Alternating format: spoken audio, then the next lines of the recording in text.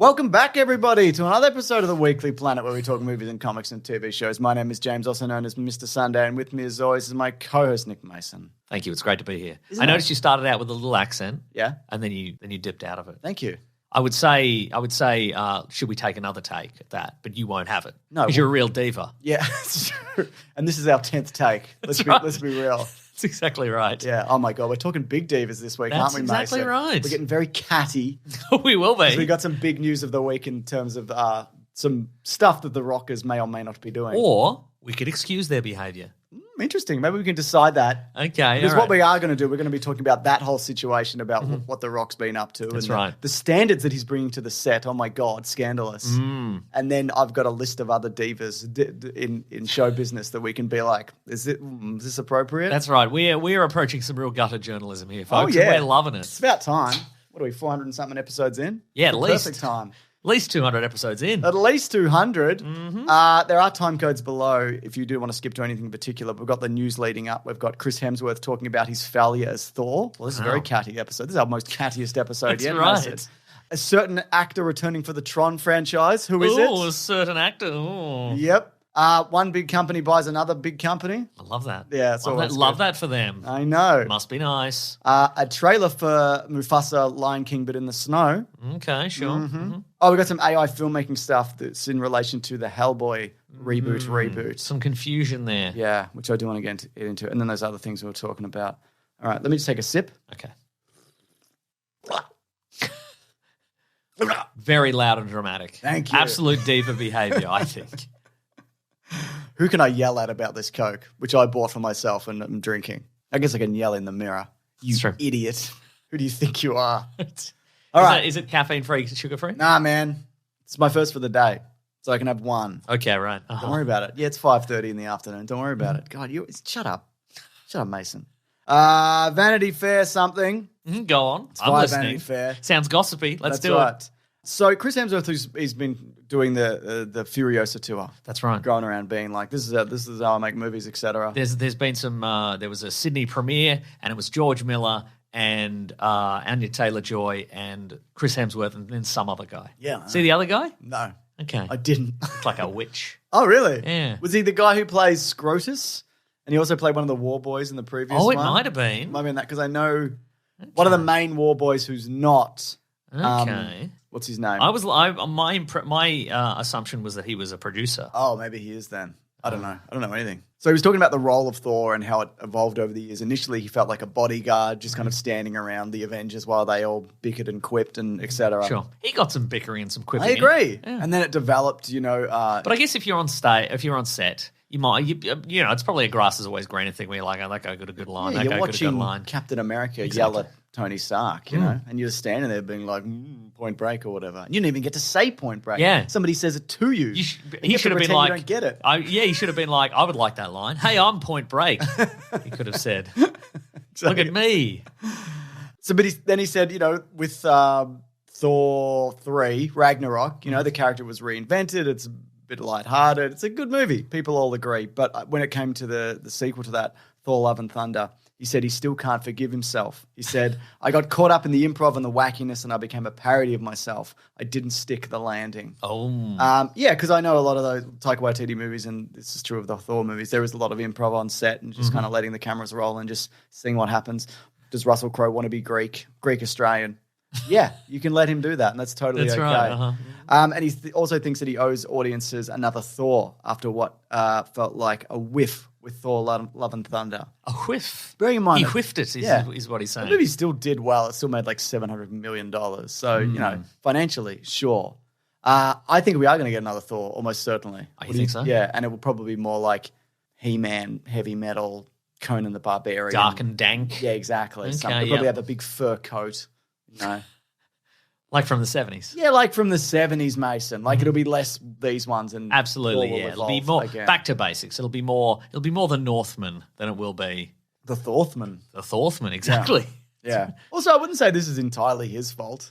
No. I know some of it is. The acting. Yeah, that's part of it. It's definitely his fault. Not that the acting was bad. Yeah. But the improv. Yeah. You should have reined it in. I wouldn't even say the improv was bad. I think it's just You know when you see a movie and it's just like you've left too much improv kind of in this and it's kind of derailed. Ghostbusters, which he was also in. Oh, yeah. yeah. I liked him in that Ghostbusters movie, though. He's one of the best parts. Well, it's the best Ghostbusters movie, so it would make sense that he would be a strong element of that. So, yeah, there you go. We'll get another Thor movie. They'll probably get... Who could direct that? Chris Hemsworth. There you go, done. Yeah, nice. We've solved that problem. If he's if he's taking responsibility, take some real responsibility. Direct a movie you're in. That's right. God, imagine being that buff and being the lead and directing. So I'm sure somebody did that very recently. Who? Don't know. Dev Patel. Yes. Not as buff, though. No, that's true. Kind of easy. It seems like it would have been easy. And he got injured a bunch of times. Yeah, which is easy to do. Easy. Anybody can do that. That's right. You just walk up to a really, really huge dude and you're like, can I punch you in a weird way? Can I punch you but solely with my pinky finger? Can I punch you with the wrist part of my my fist? Mm-hmm. This is via the Film Comment podcast. Jeff Bridges went What's on. it called? The Film Comment podcast. We're crediting correctly here, Mason. Okay. That's what we do.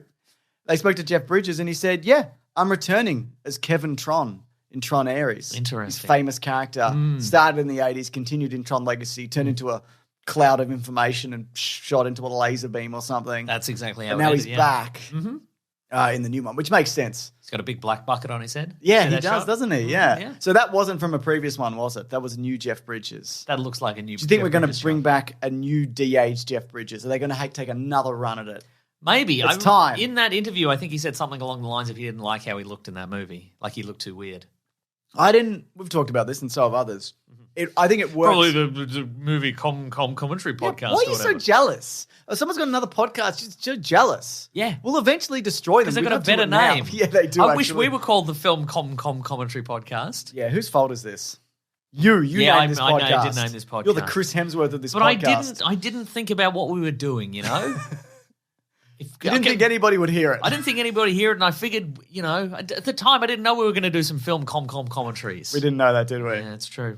What were we saying there? So, yeah, taking another run at young Jeff Bridges. Yeah, so... Jeff Bridges said in Variety, his DH character looked more like Bill Maher than myself. So yeah, can you imagine? Yeah. Fucking Bill Maher of all people. Mm-hmm. That fucking sucks. But also, he makes a lot of good points. Oh, no. Here we go. It's just the first thing. I was going to say for people who don't know, and nobody knows this except us. Yeah. But we recently, just before this, we recorded a Caravan of Garbage, the audio for Caravan of Garbage.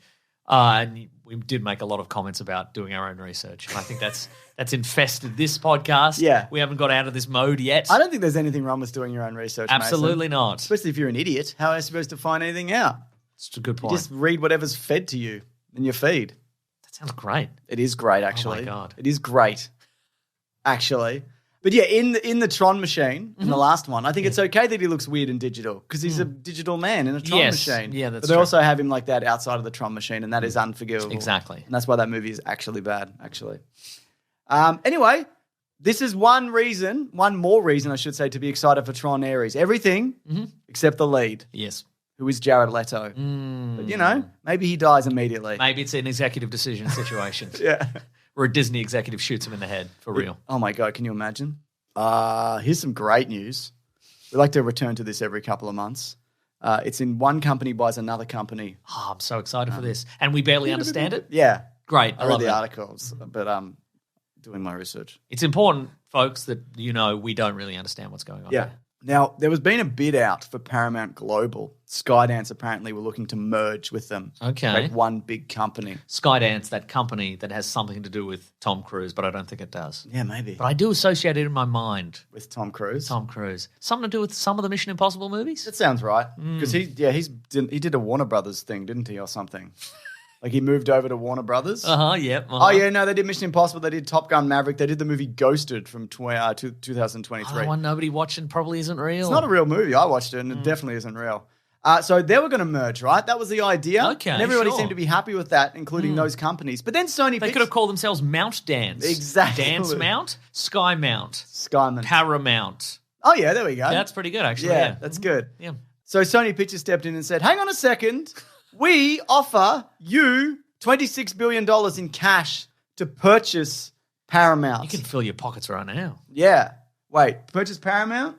Yeah, because I'm trying to work out who's buying who. Okay, they are going to purchase Paramount. They want to. Now that would be over the actual worth of the company, which is apparently $22 billion. It's $4 billion. I mean, stick that $4 billion right in your pockets. That's how you get anything. You just bid much higher, and then you got it. Yeah, because no one else will do that. Exactly. Yeah. And if you're like, well, we don't have this money, well, it's fake. Figure it out. Yeah, figure it out. We'll just fire everybody. Well, we'll just fire all our essential workers and we'll get $4 billion somehow. Well, here we go, Mason. So if this Sony merger happens, the combination of Sony Pictures and Paramount Pictures would likely result in mass layoffs and knock the number of major Hollywood studios from 5 to 4. That was, of course, after Disney took over 20th Century Fox, Sony Corp acquired Columbia, et cetera, and so forth. All these things. Right. But I'm still amazed that George Lucas sold Star Wars for $4 billion when they're selling Paramount for 26 or whatever this is. But he got other stuff on top of that. But still, like, surely Star Wars. He got a lot of vouchers for that food court in Adelaide. You reckon he did? I reckon he did, yeah. Half price off whatever? That's exactly Some right. Bayer Marie fried rice? Yeah. Free can of Coke if you pay cash. And he's got the cash because he got that $4 billion. I went to the supermarket today, Mason. I went to get a trolley, and there was the trolleys, and they had to put a coin in. And this is a cashless society. I don't have a coin. You just had to put your credit card directly in I did. and leave it. I did. I left it. It's still in there. Great. Yeah, so that's cool. I also wrote my pin on it. Oh, so that's I don't a good forget. idea. It's a really good idea. You can't forget. Yeah. So, yeah. You wrote it on your passport and you left your passport in there as well, right? Yeah, I did.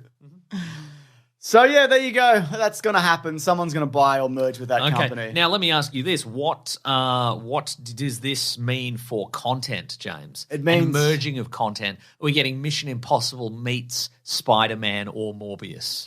Or Spider-Man and Morbius? Spider-Man and Morbius do a Mission Impossible. I mean, they got the webs. They can do the drop down, can't they? That's correct. Exactly, yeah. Well, Morbius wouldn't. He'd fly down like a packet of chips. Correct, yes. But they both are able to do that. God, I mean, I guess it's more stuff. But also, when they do this, it takes a while to kind of get everything running again because you do a restructure and you got to fire all the creative people who are already working on stuff, and then you bring in new people. Ooh, Mission Impossible could meet Arnold Schwarzenegger in Fubar. Oh yeah, that was a movie or show, wasn't it? That was a movie or show, I think. Yeah, they could team up. Was that a Netflix series? Maybe. Yeah, maybe it was. Yeah, it was. Mission Impossible could team up with Grace and Frankie. Oh yeah. Mission Impossible could team up with Jack Ryan. Jack Ryan. Yeah. Oh, wait, they could have done this already because I'm just looking at Skydance here. So, but they haven't. No, they haven't, but they could. Yeah. Just what you do that in your press release. You go, now that we've merged with whatever. Yeah, that's right. And you just name some characters that you're going to merge together. Doesn't matter from what companies. It's irrelevant. God, the merging of worlds and companies makes me happy. Me too. Not as happy as this. James, Craven the Hunter could team up with Untitled McConaughey Harrelson series that is coming out in TBA. That's not True Detective. No, apparently not. That's not a sequel to Ed TV. Is it maybe Is it maybe Woody Harrelson and Matthew McConaughey figure out whether they're brothers or not? For real? the show? Just do it. Yeah. Figure it out, man. Yeah. Yeah. Wow. Anything else? No. No funny mergers? No. You've exhausted your supply? G.I. Joe and God. Madam Web. Yep. Done. Pretty good, wouldn't it? Yeah. Pretty good, wouldn't it? God. Two boring franchises together at last. That's right. Trailers ahoy, Mason. Honk. This one's for Mufasa, the Lion King. Something. Correct, yes. It's what if the Lion King... Again, but it's the snow. Yep. And Mufasa came up from nothing. Did he, though? Yeah. Isn't there, like, a bunch of lines in the other Lion Kings where he talks about the big lineage of kings and stuff? Yeah, probably. Okay, great.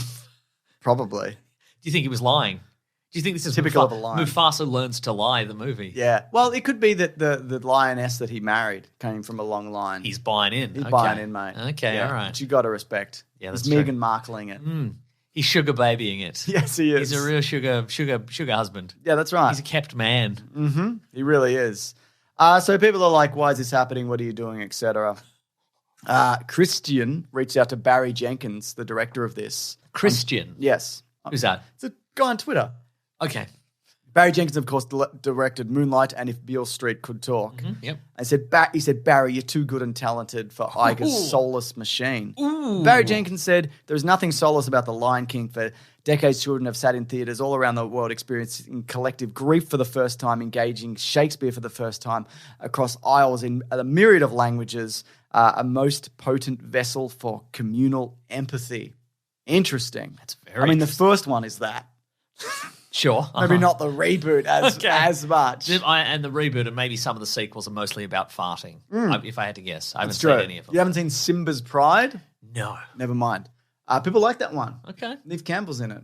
People like that. Oh, she's coming back for Scream 7. That's right. We talked about it already, Mason. That was old news. It's old news. And we don't do old news. We do news. No, but I think she said something else this week. Oh, yeah. It was all about... They pay me a lot of money. I think... Well, no, she didn't. She specifically did not say that, James. No, I mean for the new one. Yeah. They finally paid her a lot of money. but As they should.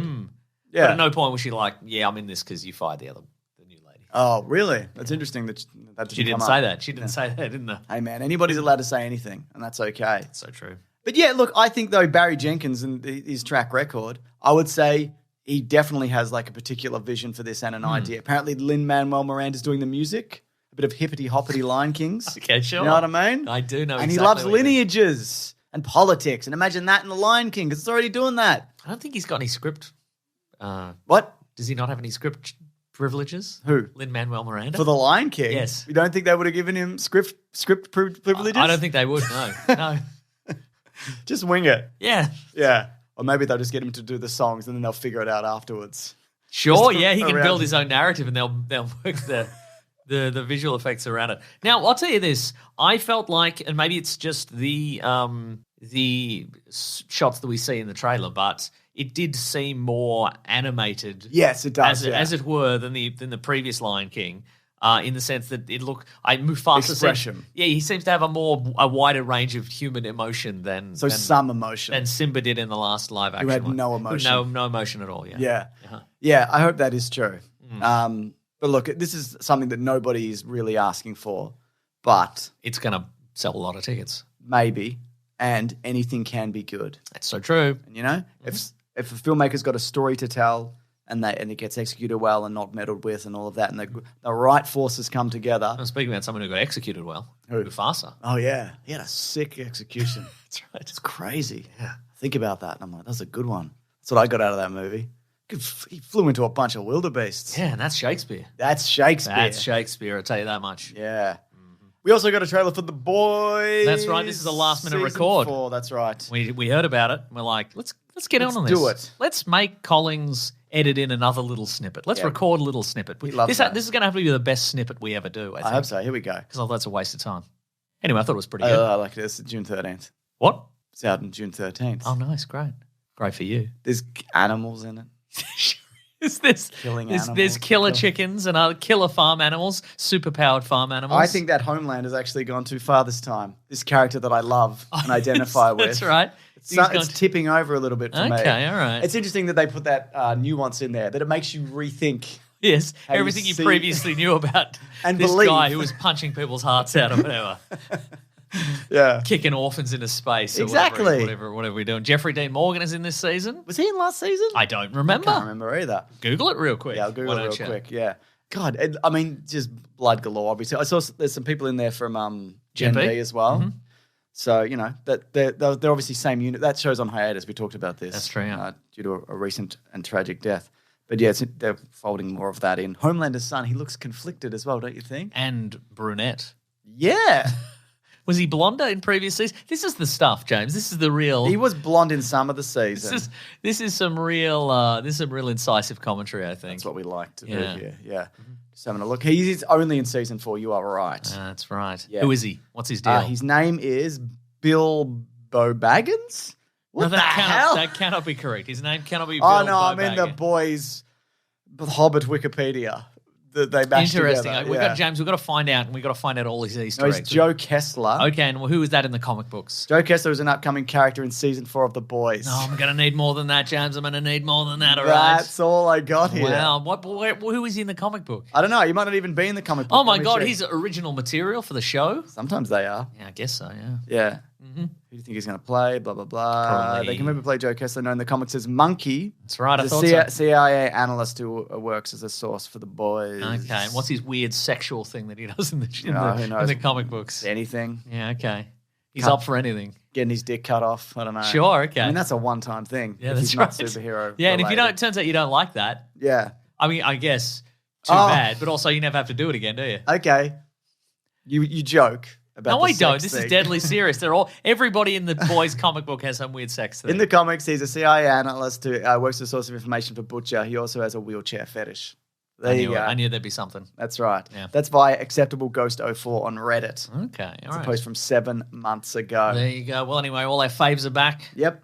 Huey's back. Everybody from the boys. Starlight is back. The Everybody others. from the boys. Yep, that's right. Yeah. With Butcher from the boys. The boys is there, and he's got his accent. All the boys are there. Well, That's the boys are back So true. in town for Yeah. another season of the boys. That's Do you right. think they're finally going to get Homelander this season? The answer's no. You don't think so? No. When are they going to get Homelander? I When's was- he not going to squirrel out of their grass? 5 or 6. 5 seems like a good place to end, I Yeah. think. Not for any, not based on what we've seen of the plot so far Yeah. and the evolution of the characters. Just 5 is a good number to end on. Well, the creator of this, Eric Kripke, who did Supernatural was supposed to be 5 seasons. And it went for 15 or Yeah, something. and if you watch those 5 seasons of Supernatural, it's like the perfect arc and conclusion to the characters. Yeah, right, but then they... Yeah, I'm not saying there is terrible stuff. There isn't good stuff after that. There is, but so maybe it is 5.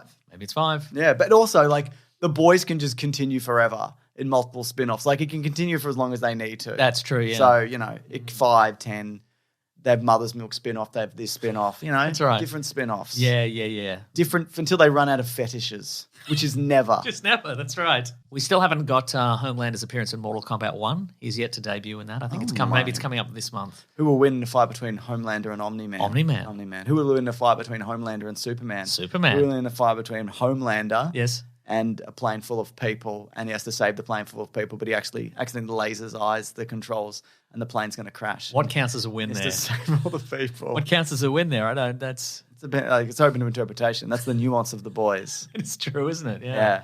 Yeah. So what do you think? I think Homelander would win in that case He would probably win, wouldn't because he? all the other people would die. They would die on the Yeah. plane. Cool. All right. Well, I look forward to it. Yeah. I look forward to it. Me too. All right. Should we move it along? Yes. This is via the credits. So this is an article by Susanna Endelbaum titled "Lights, Camera, Action, Plan: A Focus on the Filmmakers of Tomorrow at Billinale." So they had this thing, right? Okay. Filmmakers got together and They went to Bill and Nail. yeah, and they went, "This is the future of filmmaking, etc."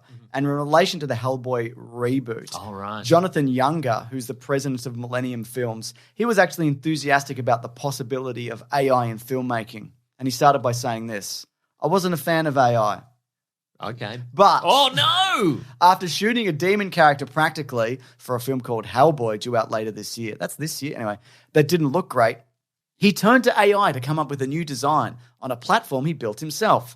I was able to make 3,000 creature designs in an hour. So now I can start to cherry pick and edit those and then send it to visual effects." Mike Mignola, who of course is the creator of Hellboy. That's correct. Said, An artist. yes. Never Said- used AI in his life, Nope. presumably. Well, we don't know. Let's Whoa. not jump to any conclusions. Okay. He said, "I knew nothing about this. Just finding out now, not happy about it." Also, like, What if it was like very happy, just finding out about it now? I'm so Great happy about it. news. This is great. Yeah. Can I do this as well? God, this is so dour. Now, as I understand, like when I read the first quote, it suggested to me that this guy had not used AI on Hellboy, specifically on the Hellboy production. The quote that I read suggested that he made some stuff for Hellboy and it took a long time, and then he just went to AI for some other stuff. Right. No, that's what I have. I went to okay. the article, and that's the quote that it was. He said he made 3,000 creature designs in an hour on a platform that he built. Okay. And again, we've talked about this. Like, that doesn't come from nothing. You can't make 3,000 pictures with no input. That's right. So that means there was people's actual work. Yes, exactly. Being fed into that. That's probably Mike Mignola's work. I would say probably, almost certainly, yes. I think they're doing The Crooked Man, which I read recently, which is a really good Hellboy comic. All right, Mason, really good, I guess. I don't think it is good. I think it's bad. Yeah, it's bad. Yeah, dour stuff. Not as, but yeah, some good news. You want some good news? Do you have any more bad news? Nah. Do you want more bad news? No. check. No, don't go searching for more I'll go to bad news. Twitter and just see don't what's do happening. that. No. I'll go to my For You tab. No. See what it It's all awful spits there. at me. No, everything's awful. Yeah, it's not Alan great. is it? Jones is trending. Oh, yeah. Like that. Yeah, he went to a school reunion. Oh yeah. The school where he... Did he go to that school or did he No, just- he was a teacher at that school, and there were many allegations about him at that school, allegedly. But, I can't say it because he is very litigious. I know. So don't. But he is a massive piece of shit. He's absolute human fucking garbage. In our opinion. Anyways, Dwayne "The Rock" Johnson. Goddamn. Stand-up guy. Professional. Wow. Always. Mason, wait. No. The pinnacle of professionalism. Remember that time he was on set of the Fast and Furious movies and was like, I don't like Vin Diesel. He's not professional. Unlike me, Dwayne "The Rock" Johnson. Consummate professional. They're probably just both lunatics, though, really. Absolutely. That's right. Anyways, everything I'm about to talk about here is from an article from The Wrap. And Amazon MGM said the following claims about Dwayne "The Rock" Johnson are false and ridiculous. Defamatory? No. Okay. They're just false and ridiculous. Okay. So we're going to get into this. People might have seen this article, but it's basically about a history of Dwayne Johnson, the opposite of the things Mason was saying. Maybe unprofessional, etc. What? Maybe No. turning up late, etc. Look how big he is. Maybe pissing in bottles, etc. No. Yes, Mason. His gin or whatever, his tequila bottles? Pissing in it, Mason. No. And you he's- bought so much he's of it. producing beautiful tequila. You're drinking some now, Mason. I am. So, in terms of the movie Red One, Mm-hmm. for those of you who don't know, it's they're hoping to launch a potential franchise, Amazon with Red One, which is about a villain who kidnaps Santa from the North Pole, after which an ELF, extremely large and formidable operative, joins forces with a bounty hunter to find Santa and save Christmas. Stars Chris Evans also, J.K. Simmons is Santa Claus, The Rock, etc. Ryan Reynolds? No, you're thinking of Red Notice. The movie Red Notice, yeah. and one of the Fast and Furious Oh, it is spin-offs. Chris Evans, isn't it? It is Chris Evans, isn't it? Okay. Yeah. It's one of those movies that doesn't seem like a real movie. Yeah. But it is. And there's a reason why. We don't know that for sure. I mean, I've only seen that one. There's that one image. There's that one image where it's The Rock and he's in like a red rubber suit. Yeah. And then Chris Evans, it turns out, is there and he's in like a leather jacket. And he's like, ugh. Ugh. You know? So this was originally... Schlubby Chris Evans this time. Doubt it. This was originally slated for release during the 2023 Christmas season. That's been and gone. Yeah, but the theatrical release has been delayed till November of this year. Now, originally this was because of the labor strikes, they were saying, right? But the real story was a lot messier. Apparently, there are a number of... Let's get into it. Here Let's we go. dig in the muck then, shall we? We have to. There are a number of production issues ranging from Johnson's chronic lateness and lack of professionalism. Chronic lateness? I don't think he's that kind of guy, Mason. No. Maybe he is. I was miming smoking steroids. Then yes. Smoking a big steroid Then he doobie. was smoking a big syringe full of steroids. Chronic lateness and lack of professionalism on set. And also producers' inexperience is somebody we will talk about in this article. Uh-oh. Apparently, it caused costs on the movie co-starring Chris Evans and J.K. Simmons to spiral upwards, and the final budget is over $250 million for this Christmas elf rescue movie. That, to be clear, everyone will forget about the day after it comes out. This is all money. This is all money laundering. Allegedly. Absolutely, yeah. Johnson was late on an average of 7 to 8 hours per day. That's a long time. That's the day. That is an entire workday, isn't it? Yeah. And I know it's often they'll film for like 10, 12 hours, right? Yeah. But that's a crazy amount of time to be. When I was a teacher, that the school's finished. Yeah. I would turn up and it would Yeah. be well finished. Okay, but what if you were like a real hotshot celebrity teacher and school is on when you get there? Like Robin Williams in Dead Poets Society. Exactly. The kids just have to wait around smoking cigarettes until you get there, and then you spin your chair around and you sit on it backwards and you're like, okay, kids, let's wrap. Yep. I'm leaving though. Yeah. I'm okay. leaving early. That's right. So because of that, the cost of this ballooned by at least $50 million. And according to 3 insiders who insisted on anonymity for fear of being fired. Or crushed to death. Sure, because people probably know this, but on set, when you're not filming, you're just burning money. Yeah. People have to be there regardless. Uh-huh. People should be, and for the most part, hopefully, are being paid. Yeah. You've got setups, all of these things. You got to feed them. You got to feed everybody. You can only film at certain times. You got to rent all the Got equipment. to rent all the equipment and the spaces. It goes on and on. The knock-on then goes on to other productions which are happening. It doesn't nobody surprise can me. go on to another job. No. You know? It was a fucking disaster, one insider said. First of all, language. But I all right. agree. On days when Johnson didn't show up at all, the production crew was forced to shoot around him, the insider added. That is something that they often do. You know, they'll get the stunt person and film the back of their head while Sure. someone else delivers lines to them. Happens all of the time. But that's not how you should make a movie for the most part, in my opinion. Dwayne truly doesn't give a fuck, Whoa. one insider said bluntly. This apparently is not a new thing. The foul mouth on this insider, honestly. I think that was a different insider. Whoa, the foul mouths on these insiders. I want you to cast your mind and your MacBook, Mason, back to the year. Okay, I'm going to cast my MacBook into this river. Good. Back to the year 2018 and the movie Rampage. Johnson was late an average of 4 to 5 hours daily with one co-star, who we don't know who. But probably the only other person in that movie. Yeah, Who whoever was it? it is, I don't know. The gorilla? Not going to check. Maybe. The winged wolf or whatever it was. Actually, I think it was very unprofessional. I was here every day. Jumping off a big building or whatever. Get one co-star keeping records of his tardiness, according to two insiders. Dwayne, Wiggle Lizard couldn't go onto the bloody next Godzilla movie. wouldn't dream of it. Mm. Dwayne's call times are never ever published on the call sheet, one insider said. It's because one of the actors on Rampage was keeping track of how late DJ was to set every day. Also, no one calls him DJ. Am I alone in that? Is that like a thing? If you're like, who's DJ? Would you be like, It's Dwayne Johnson, yeah. You would say that, would you? Yeah, I would, yeah. Not DJ from Full House and the sequel series Fuller House?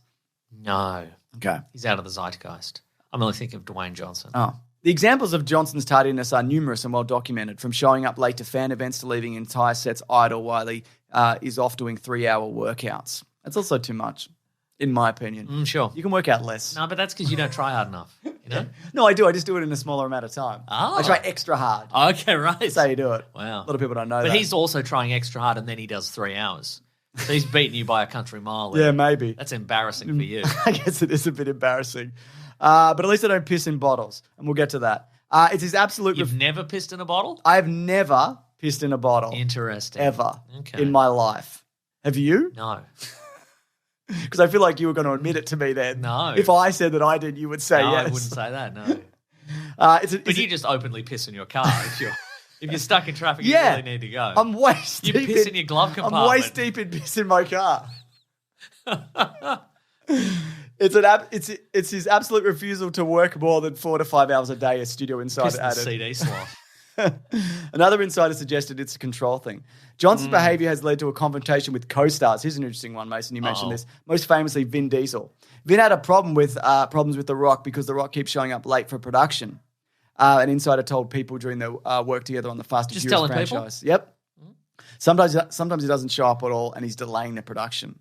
Also, during the production in the fall of 2020 on Netflix's similarly titled Red Notice. He gave everybody Christmas presents and they were just piss in bottles. He said, this is my new tequila or whatever. I call it my piss tequila. Ryan Reynolds was so infuriated after waiting 5 hours for Johnson that they had a huge fight, according to insiders. Ooh. Johnson stormed off set, then the two didn't speak for years until they recently patched things up. Red Notice 2 is in production. Nice. But because it did so well. Apparently it did, And that may explain why we're not probably going to get Red Notice 2. Oh, well, at least we got Red Notice, the best movie of all time. No. Insiders also accused Johnson of using some of Red Notice. Also, isn't Ryan Reynolds very nice? I mean, we don't know any of these people. Isn't he notoriously nice? He's certainly sassy, and isn't he? creative and sassy and all of that. Yeah, he's so got to a quick anger wit. Ryan Reynolds, he runs a tight production as well. He's churning them out. That's right. Insiders also accused Johnson of using some of Red Notice's movie budget for his personal production company. According to two insiders, just assume all this is insiders, by the way. Nobody's put their name to any of this. The team from Johnson's $7 Productions tacked on an entire XFL promotion shoot that added 2 days to the Red Notice marketing shoot. Okay. That is bold as brass. I kind of love that, though.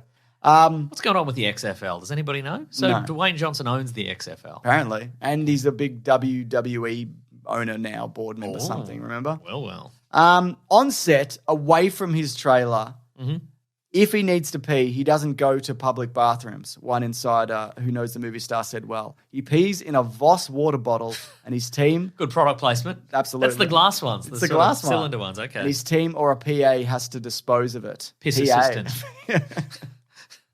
PA. Yeah. Yeah.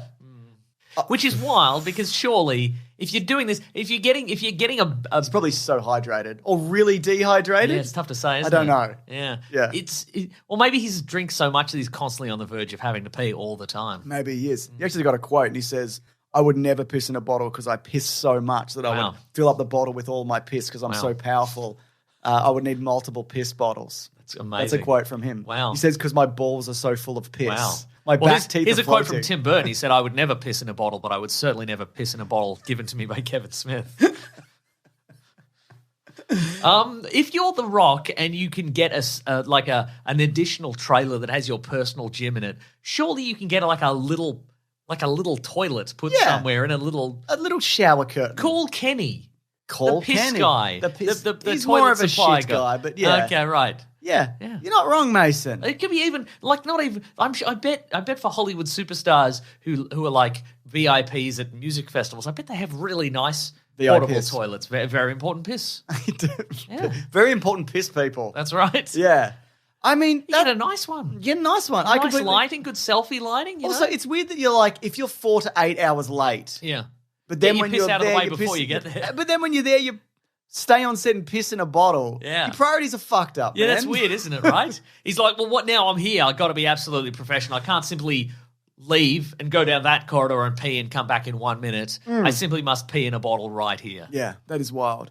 I think also this guy, he's doing too much because he's constantly running between projects. Yeah. If you're on a movie, that should be the thing that you're doing, right? Like that's your job.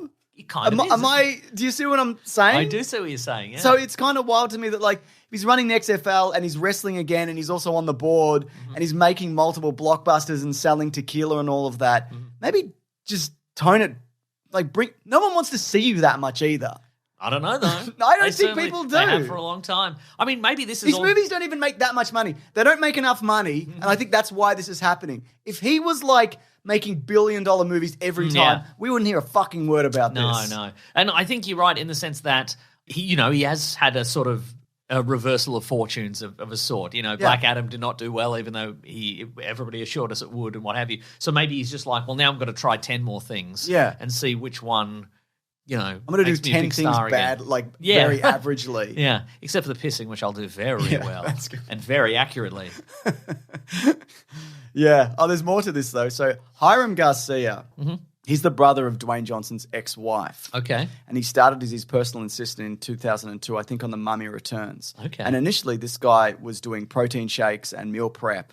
But Making him for Dwayne The Rock Johnson. yes, but over the years, he worked his way up, and now he is president of production at $7 Productions, which is Dwayne Johnson's production company. Okay, all right. And you Where's might, the ex-wife? yeah, they I don't know, divorced a few years ago. I think he remarried or something. I don't know. Okay, all right. But It's difficult to picture the Rock with like, anybody? yeah, Yeah, he's just like a weightlifting machine, you know? yeah.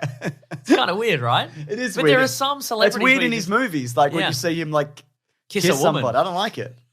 Don't kiss anybody, man, woman, whatever. We don't like it. So despite working side by side and his frequent, also what a journey. You go from making protein shakes to a production head or whatever. Movies are the protein shake of life. Definitely. Despite working side by side and frequently shadowing seasoned producers for years on large-scale productions, Hiram has no idea how to produce, the top agency insider added. Uh-oh. The only- Like some shade at this guy. Yeah. He's just been brought in here. Yep. And Well, he is somewhat responsible, it seems, because he can't schedule for shit, this guy, apparently. I see. The only thing he has ever known is how to work for Dwayne. Anytime he's been in a situation where his responsibilities have expanded beyond DJ, who's that? from Full House. Yeah, he is at Fuller House, the sequel series. Well, I mean, he's been doing crazy stuff with like The Rock and stuff. So no wonder. You know, I bet DJ's requirements are minimal. no doubt. So Am I doing Fuller House this week? No, it got cancelled. All right, I'll take the week off.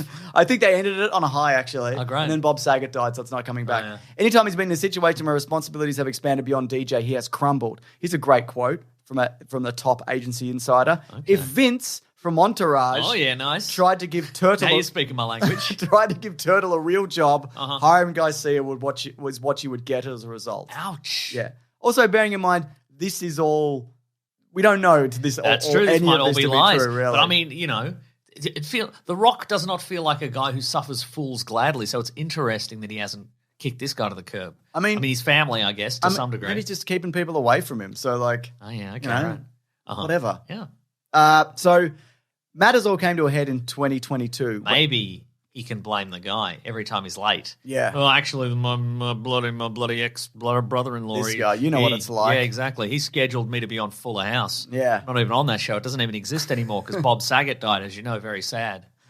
And yet I was convinced that I was going to be there, so I was there for 8 hours. Well, I was just standing on the Fuller House lifting sets. the Olsen twins. Just They're not in benching it. him. They're not in it.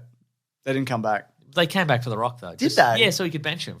But so they knew he was coming back even though he's not in. Doesn't matter. It doesn't matter. This riff is great. I love it. Thank you. But I'm lost. We don't have time to explore it. We don't have time to draw a mind map. So matters all came to a head in 2022 where Johnson and Danny Garcia met with Warner Brothers Discovery CEO David Zaslav, Oh, here we go. big man, normal man, on not only inserting Superman back into Black Adam. Oh, you're a tall drink of water, he would have said to The Rock. Yep. But according to 4 insiders with knowledge of the meeting, positioning $7 to run DC and then and replace then Chief Walter Hamada. We know about this. There was a play by The Rock to take over DC and then make Black Adam versus Shazam. Black Adam versus Yep. Superman. Justice Society and led by Black Adam. Nice. Probably Black Adam 2. Yeah. And then League of Super Pets. That's right. Again. Big success. Yeah. It went okay. Next up on Johnson's list of things he's doing is A24's The Smashing Machine, a biopic about UFC fighter Mark Kerr that will be directed by Ben Safdie. Johnson Safdie brothers. Yeah, Johnson is set to star alongside his Jungle Cruise co-star Emily Blunt. However, one insider warned Benny has no clue what he's gotten himself into. Interesting. Because you kind of, if you're making like an A24 film as well, like that's not a $200 million production. No, that's quick turnaround. That's, you know. The budgets are like 10 million or whatever, you know, and then if you don't go, that's a big deal. If your main guy doesn't show up. Yeah. Yeah. So I don't know. I think this will probably, he will do a lot of press and personal effort to kind of, to write this this perceived look. Yeah, okay. Whether or not it's true or not. Yeah. Yeah, but I just think he's just doing too many things, you know? Priorities are all fucked up. I agree. Your priorities should be family. But is he loving it, though? I don't know. Is he loving this? How could you love this? I don't know. How could He's you love doing doing 9 things badly? No. Do you know what I mean? But he's already telling him he's doing great. Well, not not now. Wow, You I know? am. Are you? Yeah, I'd tell him on Twitter. Yeah. Say, man, you're doing great, man. But how do you feel when there's a new The Rock movie or anything? How do you feel about it? What's your response? What if he was in Tron Ares? Would you like that? Kind of. Yeah, me too. Yeah, see? He could be Big Tron. Yeah, he could be Big Tron. That's right. You thought you defeated Tron, but now he's Big Tron. Yeah, I don't know, man. It's because whenever you see Think about how many lights could be on him. If How it's many a- light strips on The Rock when he's Big Tron? He'd look like a house at Christmas time. I just think, you know, whenever there's a trailer for whatever he's He'd be doing. bench pressing Daft Punk. Sure, yeah. You know? Get them and the Olsen twins. He's That's doing right. it all. Mhm. But just like whenever there's a trailer or an image, Yeah. it's just like, this looks like shit. What was the last thing he did? God, was it Black Adam? No, he's done stuff after that. I don't know. That was only last year. Okay. Here's the thing, though. Hang on, I'm just checking. As someone who is very cynical for this industry, I still am kind of like jazzed when I see him in a thing. Well, apparently he's very nice and personable and everything and all of that. So, you know. Ah. Is he still doing Young Rock? Oh, the last thing. No, that got cancelled. The last thing he did was that. Moana? No, well, he's doing that this year. Ballers? But no, he was in Fast X. Oh, yeah, that's right. And before that, it was Black Adam. Yeah. Okay. Apparently it was the same on all, like, people are coming out of the woodwork being like, yeah, he was late on Ballers, he was late on this. Yeah, and that. right. Isn't Ballers just like Entourage with a big man? Yep, that's right. I've never seen it. And I won't. So, yeah, I don't know, man. But if you look at it, it's like Red Notice, Jungle Cruise, like Black Adam. Then there's Jumanji movies and they're fine. And then there's Hobbs and Shaw, which is dreadful. Correct. Fighting with My Family's, I think, good, but he's like barely in it. Then sort of like Rampage, Skyscraper. This is just average stuff, man. Baywatch, the Fast and Furious extended fight scenes. Don't know what that is. It's a DVD extra, presumably. Must be, but just, I don't know. Apparently he's in Gem and the Holograms. There you go. All right, It's good to learn. Yeah. I don't know. I think he'll he'll pivot. As he always yeah. does, and he'll try and fix his image and He'll squirm his way out like That's the little right. rat he is. Do you think he's got a rat's heart? No, he's got a lion's And heart. He eats it for breakfast. But a rat's brain is Maybe. what you're saying. Good luck to him. I And we agree. respect him. Yeah. Now, I'm not going to lie, Mason. Going through all of that, it made me feel bad. I For who? I don't like being all catty and gossipy. Yeah, you do. But we've committed ourselves. You love it off the air. Sure. Yeah, you don't love it in a public forum. How dare you? I'm a very measured person, and I have respect for everybody. When I show up at this place, whatever this place is, every time you're like, here's a list of people I hate.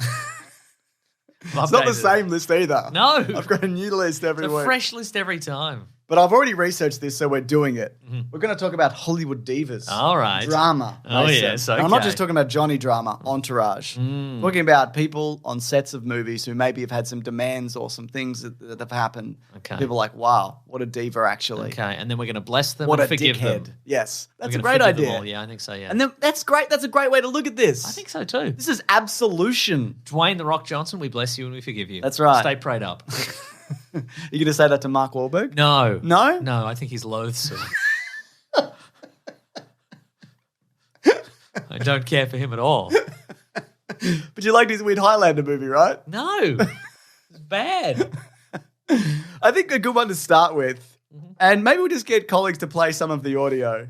It's Christian Bale's Terminator Salvation rant. Oh, yes. Do I want? No! No! Don't shut me up! Am I gonna walk around and rip your fucking lights down in the middle of a scene? Then why the fuck are you walking right through? Da-da-da-da, like this in the background. What the fuck is it with you? What don't you get about it?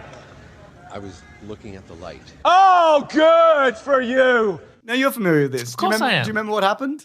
What I believe happened is Christian Bale was performing a scene for the movie Terminator Salvation, and then in the background, so sort of behind the cameras, somebody was setting up some lights during the take. Yep. And so iconic rant, I think, from Yeah. Christian Bale. And what the part about it that I enjoy the most is that he remained in his American accent. Which is something that my favorite part was where he went. "Du-du-du-du-du-du-du." Yeah, it's all great. Every Yeah. part of it. Oh, good for you. Just an amazing. Good And stuff. he's come out after. What if I trash your lights? Yeah. What if I trash your lights? Shouldn't do that. No. Yeah. He has come out Because like that guy trashed his performance. That's right. In the movie about the killer robots in the future. Or which whatever. wasn't very good. That's bad. And Christian Bale even afterwards was like, I shouldn't have made that one. Wasn't worth getting upset about. Yeah, like he's come out and like apologized for He that. has, And he's it's like, true. I totally.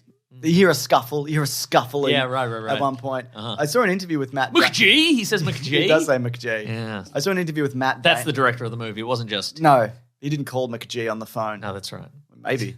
But I saw an interview with Matt. I didn't speak to Matt Damon. I'm not familiar with him personally. Because they worked on Ford Ferrari. Oh, yeah. And apparently that's something he does. Like he stays with the accent. Yes, But he says he's not. You don't ask him a question. He's like, I don't know what you're talking about. I'm Johnny Car Racer or whatever. That's exactly right. Like he'll keep the accent because it's just easier. Yeah. Because he's like, because otherwise he's a lunatic. That's true. Like because he still has to get to set and there's a course, there's a sign up and, he puts on his costume and whatever. So like, yeah. but he just keeps the accent. It's a Yeah, thing he's that he not does. method acting to the point where he's like, Yeah. movie? Why would I go to film a movie? Yeah. I'm Johnny Car Racer, as you said. That's right. So what do you reckon? We're forgiven? I think we bless you, Christian Bale, Also, and it's we important forgive you. to Forgive yourself. That's true. Yeah. Yeah, which he has done, I assume. You know, What's the other guy done? The light guy. What's he done since then? probably more lights. Nice. It's important. I mean, these days it's very important. But I think this guy probably went in seclusion, which is why so many movies are really dark now. Oh, really? yeah. Wow, that's a very interesting Yeah. theory, which is true. Wesley Snipes, right? On the set of Blade Trinity. Okay. There's a whole lot going on here. Patton Oswalt has talked openly about, Because he was in was the on. movie Blade Trinity. yeah, which he maintains is like an A+ movie given the circumstances. Right, okay. Like it's not a great movie, but because of all the things that happened. Now, this is the one that has, in addition to having Wesley Snipes, it also has Ryan Reynolds. Yes. And it also has Jessica Biel. Yep. Sure. And maybe Whistler for some of it. So this is why the AV Club is what Patton Oswalt said. So he only came to set to film his close-ups. Okay. Everything else is a double for this. So whenever you don't see him properly, it's not Wesley Snipes. It's a stand-in or stunt double. He mostly stayed in his trailer. Apparently, he stayed in character the entire time, referring to himself as Blade. There's a moment... Well, why wouldn't you? Yeah, that makes sense. If you're in the role as Blade. There's a moment where... And it's in the movie. You can see this where he wouldn't open his eyes in a scene. So they superimpose like CGI very eyes. badly CGIs. Yeah, that's fun. Apparently it all came to a head when Wesley Snipes apparently sat down with David Goyer, who was the director, and said, according to Oswalt, I think you need to quit. You're detrimental to this movie. And apparently Goyer's response was, well, why don't you quit? We've got all your close-ups and we could shoot the rest of you with stand-in. And that freaked Wesley out so much. And for the rest of the production, he would only communicate with the director through Post-it notes, and he would sign each Post-it note from Blade. Nice. So, yeah. I don't think Blade, the vampire hunter, would communicate with Post-it notes. You don't think so? No, I think he'd communicate with like... Karate kicks. Yeah, or like a crossbow bolt with its Post-it note on it. Yeah, he'd probably do a spin kick and he'd kick the crossbow bolt. Into your head. Yeah. And then you pull it out, and as you were bleeding out, you would look at the Post-it note, and it says, more donuts in my trailer, please. Blade. Now, I've often wondered about this production. Yeah. When did this diva behavior start? Was it from... This is the only thing... Was it from moment one, or was it from the point... Because I feel like the presence of your Jessica Biel and your Ryan Reynolds would suggest to me that the director or the producers of this movie are like, well, he doesn't have enough star power to sustain another movie. Let's bring in younger people who are, better looking or whatever. Blade. Yeah. Because Ryan Reynolds was super ripped He at the time. got super ripped for this one. He was on the up, so was Jessica Biel. They were off TV shows, both of them. That's one right. of them had also done Van Wilder, who we don't know. Yeah. Yeah, I don't know. He's also coming back for Blade, apparently. He's going to return. Oh, nice. Probably in a multiverse, whatever. Probably his Blade's dad. Probably Blade's dad, Mr. Blade. So, yeah, I don't know, man. We've forgiven. We bless you and We've forgive done you. it. Yes, that's And right. you should forgive yourself. Yeah. That's also important. That's right, yeah. Yeah. But there's no other stories about, not to say that there isn't, like, there's no other stories about him on, like, other movies. Yeah, right. Like, that are this like is an isolated incident. So maybe he was having, like, a Divorce. personal divorce. He was probably having a personal divorce. Yeah. Now, we've talked about this multiple times. We talked about it when we covered it for Caravan of Garbage. We won't get into it too much. But on the set of Suicide Squad. Oh, yes. Not this Suicide Squad. Jared Leto went full Joker. Which you shouldn't do. Now, is that diva behavior? Or is Yeah, that I reckon. madness behavior? Well, I think it's just being a You know what? I think annoying prick. it is it's a form of diva behavior because you're derailing other people. You're derailing other people to do your thing, your method acting stupid your thing. stupid thing, exactly. So apparently he was mailing used condoms to the cast. There was a moment where they're doing a table read and he got one of his goons to walk in and throw a pig carcass in the middle. Why does he have goons? I don't know, sent a rat to Margot Robbie or something, yeah. etc. And then he came out, and again we talked about in the video, and he's like, I don't know where these stories all came from, and like all these things that the media taking things and spitting out of control. I think it was you, Jared. Yeah, he was Leto. telling everybody he was doing this.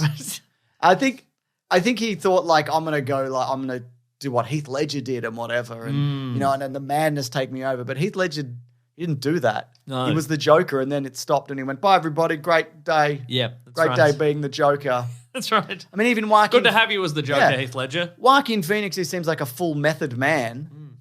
He's not doing any of this shit. I assume, not that we've heard of. That's right. Anyway, I don't forgive His you. underpants are normal. Yeah. He's wearing normal underpants off stage. Thank you. I don't forgive Jared Leto for this and other things. Interesting.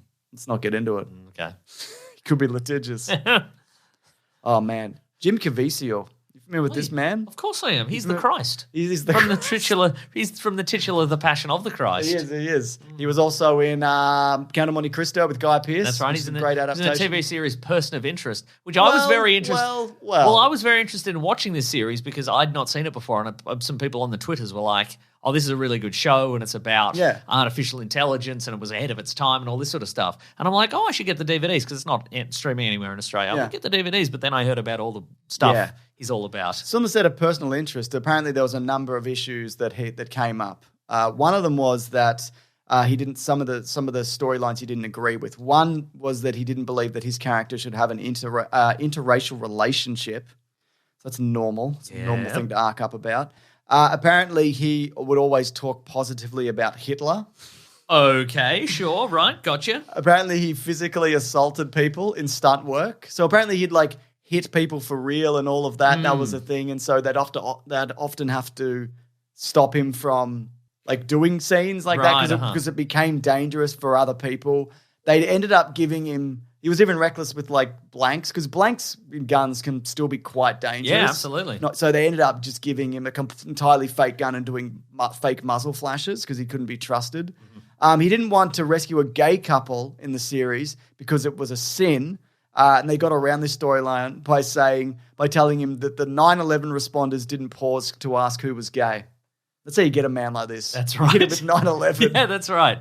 That is so true, isn't it? Yeah. Yeah. Here's a quote.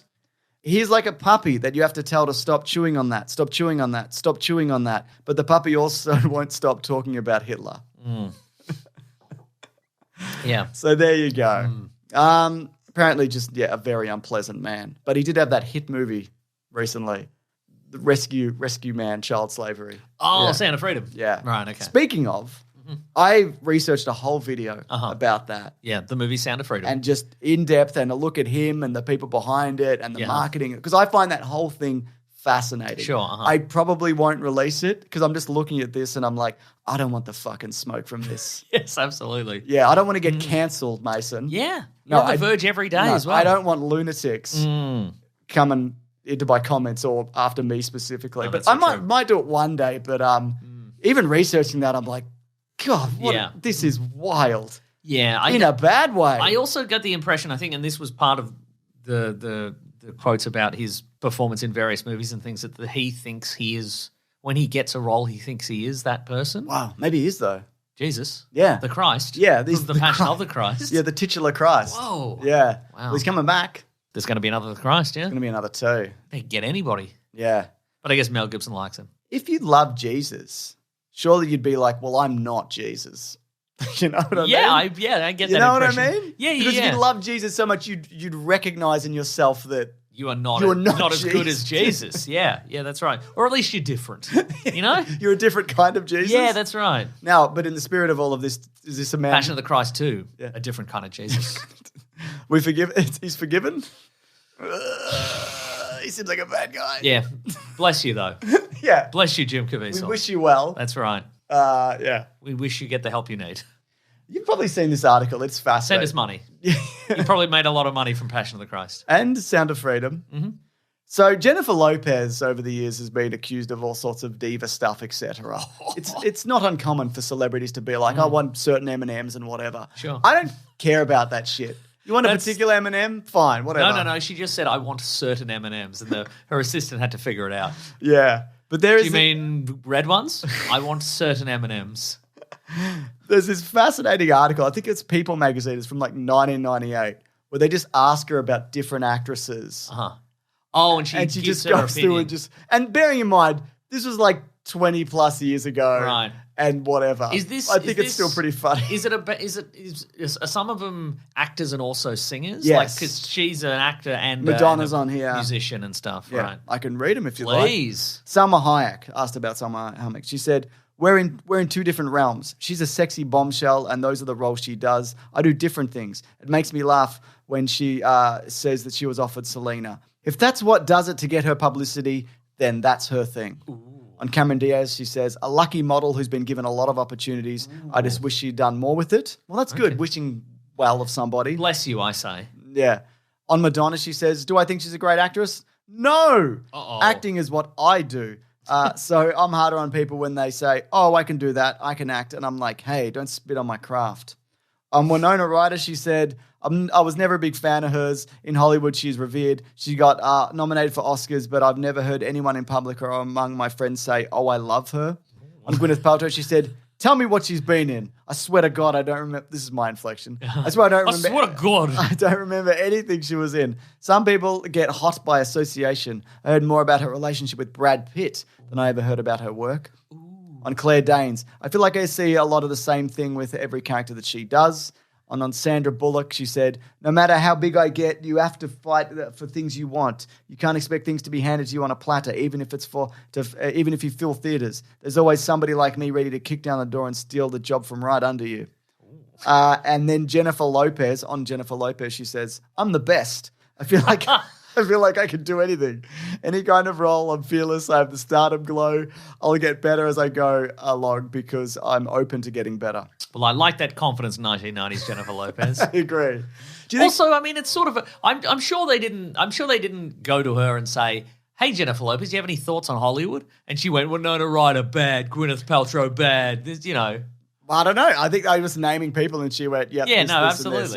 Yeah. But I don't think she would have just straight up started belittling them. She's too savvy to do that now. That's also, right. so you know. Anyway, She's really riding high off Anaconda. yeah, Anaconda. Well, I know her new show hasn't been selling well or something, Okay. and people are making fun of her documentary because she's like, "I'm real," and people are like, "We don't think you are real." Oh my And God. I'm not. We one think to- you're a ghost. Yeah. And we're afraid. What are we going to buy tickets to being haunted in a haunted stadium? I don't think so, Jennifer Lopez, because you're a ghost. Bless you. Bless you and we forgive you. Here's one. It's nice that her and Ben Affleck are happy. I agree. If they even are, we don't know. Ben Affleck's happy to smoke and drink a cup of coffee. I think That is cool. everything else to him is, it's just gravy, I think. Certainly. Johnny Depp, Mason.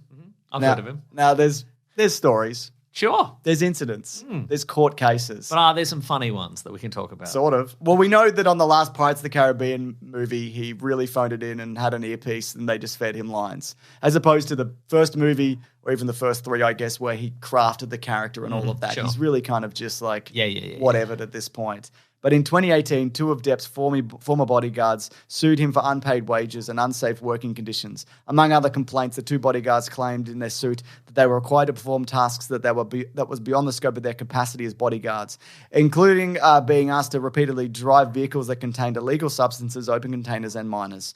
Depp was sued for allegedly hitting and verbally insulting a crew member under the influence of alcohol on the set of City of Lies in 2018.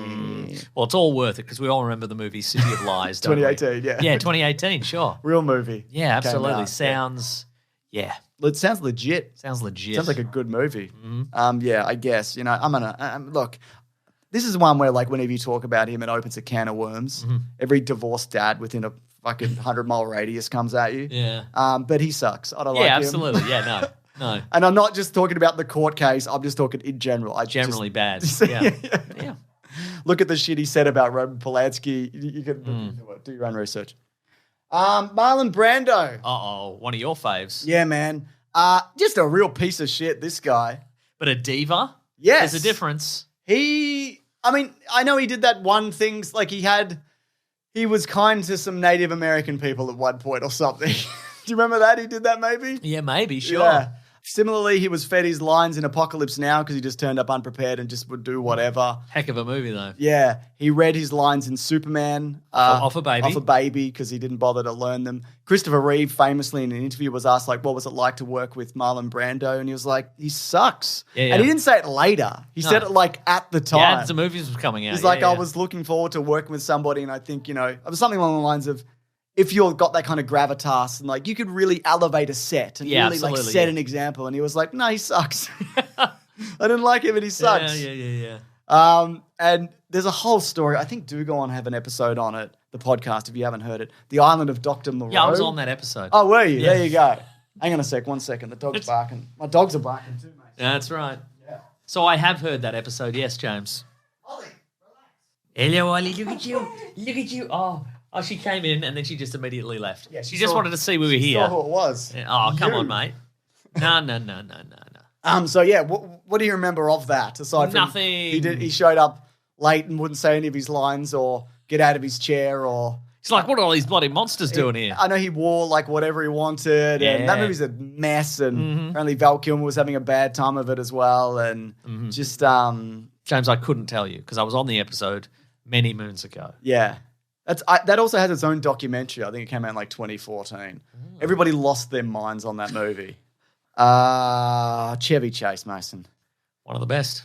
In At the- what I didn't specify. Well, yeah, everybody speaking badly about him. Yep, all correct. the time. Yep. Nobody's ever said a kind word about Doesn't Chevy seem that way, Chase. does it? No. He's always getting into a scuffle. Yeah. And there's that famous story about him and Bill Murray got into a scuffle. Two bad blokes. Bad for different reasons.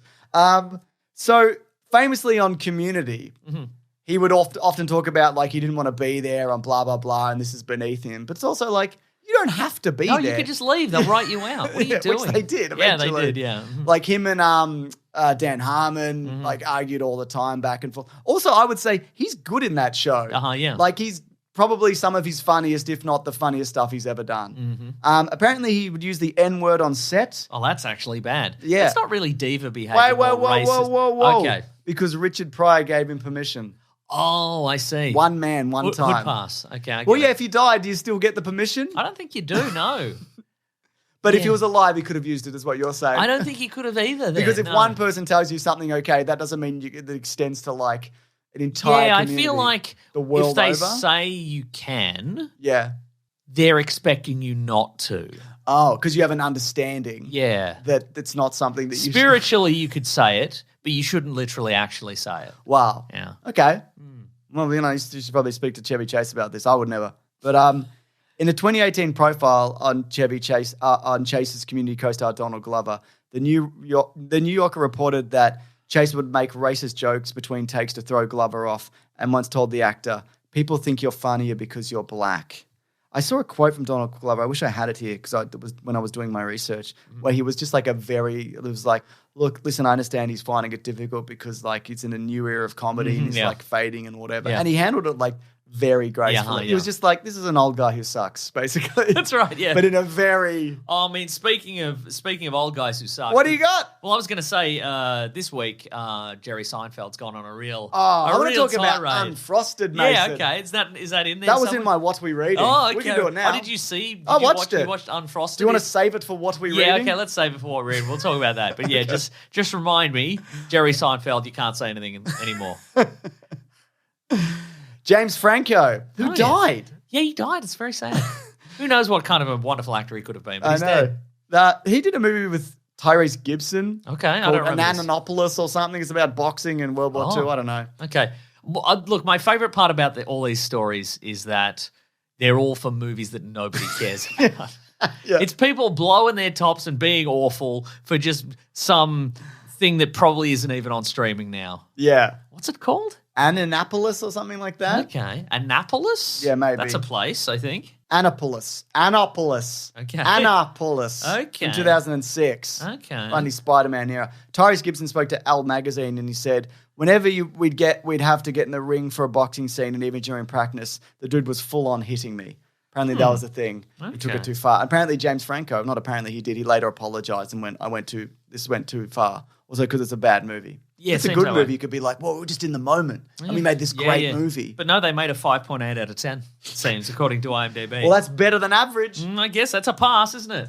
That's a pass. Yeah, if you Google James Franco, Tyrese Gibson, the first result is Annapolis on IMDb. James Franco and Tyrese Gibson reportedly did not get along during filming. And then the second article is an Uprocks article, the story behind James Franco and Tyrese Gibson's beef. So that's the only thing people care about in this movie. It's a good movie, though. It's a 5.8, which is good. I don't think it is. You know Leah Michelle? She's from Glee. I do. Apparently she just bullied her way through Glee the entire time.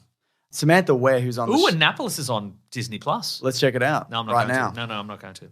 Apparently, according to Samantha Ware, who was on it, she left this post under her, one of the things she said. I think it was during the Black Lives Matter protests. She said, LMAO, remember when you made my first television gig a hell? Because I'll never forget. I believe you told everybody if you had the opportunity, you would shit in my wig, amongst other traumatic microaggressions that made me answer. I feel it's a macroaggression. I agree. That made me question a career in Hollywood. All right. I wouldn't say that to anybody. No. I feel maybe a good friend for having a good, fun joke. Good, fun time. Yeah. And I've got a last one here, which is... James, I will defecate in your toupee. You would never. As a friend. Mike Myers, the Cat in the Hat. Oh, yes. Remember when he was in the Cat in the Hat? No. So Amy Hill, she played Mrs. Kwan, the babysitter. This is via Yahoo. Okay. She said, it was so weird. It was just the worst. It was like I was there forever. And my daughter was 2.5 and I felt like I was missing her first everything. I was miserable. I just thought it was really rude for him not to take us all into consideration. It was just a horrible, nightmarish experience. I don't think Mike got to know anybody. He'd just be with his people and walk away. People would come and he'd just stand there. There was a guy who held chocolates in a little Tupperware. Whenever he needed a chocolate, he'd come running over and give him a little chocolate. I don't think I remember the little chocolate part. That's what divas are like, I guess, or people who need therapy. I mean, that's also, not to excuse any of this, because I've never even fucking seen this terrible movie, but he's in the Cat in the Hat outfit. Yeah, right. Like, what a it's probably a nightmare. nightmare, yeah. Now, I guess my question is whether this is full-blown diva behavior or not. Is this just like, like a packet of chocolates? Or have they been, how you can go to the supermarket and you get like a little packet of Kit Kats or whatever? Yeah. Or is it, does he have a special sweet box and the assistant has bought the packet of Kit Kats and they've opened it up and they've put it in the sweet box and then closed it over? Keep them sealed and fresh. Yeah. I don't know. Okay. Right. I don't know. Also, I think Kit Kat's probably a bad example because you'd then have to unwrap the Kit Kats. Yeah. So. Maybe you get the fun-size Kit Kats and you get individuals. Is that what you do, or do you get a big one? So I feel like when you get the full block, like the really big one, that's too much Kit Kat. That is a lot of Kit Kat, isn't it? I think 4 is max. That's where you're at. Yeah. Also, that's the hero's amount of Kit Kat. Agreed. It's been long rumoured that Mike Myers only agreed to star in the Cat in the Hat for Universal Pictures after being sued by the studio for walking out on a proposed movie based around his Saturday Night Live character, Dieter. I don't know who that is. Because Dieter? I just don't know everything, all right? You could, though, Some things I know and some things I don't. This is fun, though. And that's it. That's all of the diva stuff. Okay, let's find out who Dieter is, though. Hang on. I feel gross. He's not one of the pump you up guys, is he? I don't Dieter know. movie. Here we go. I do remember that. Okay, right. I do remember when this happened. I remember he's him. a sort of a bespectacled guy. He looks pretentious. Right. A fictional West German television talk show. Parodied German art culture in the 1980s. Wow. That was Dieter. You don't think that was going to take off like Austin Powers? He probably recognized that. Yeah. But then he made The Love Guru. Yeah. Yeah, I mean, I don't think any German art is coming in or out of his bum. So, oh, okay, doesn't have the wide appeal you would hope for. I'm just looking at the Wikipedia page for Dieter. It's just it's all this stuff in the case and etc. Yeah, right. It's all very uninteresting. Anyways, some but not all of you are forgiven. That's right. Bless you. But bless you regardless. Bless you. And we hope we forgive you, Mike. Everybody Myers, can rise above it. We forgive Mike Myers because I think he was in the Cat in the Hat suit. Yeah. But that's it. And some of the others. Yeah. Someone could figure it out. But not to say that we agree with any of that. All right, should we move it along? Let's move it along. What are we doing? What are we reading? What are we going to read? I'm doing the thing. What are we reading today? Now, as promised mere moments ago. Oh, yes. I told you I would talk about the movie Unfrosted. Okay. Now, this, for people who don't know, this is the latest in a long line of documentary about a product. It's not a documentary. Is it not? No. Oh, it's a mockumentary.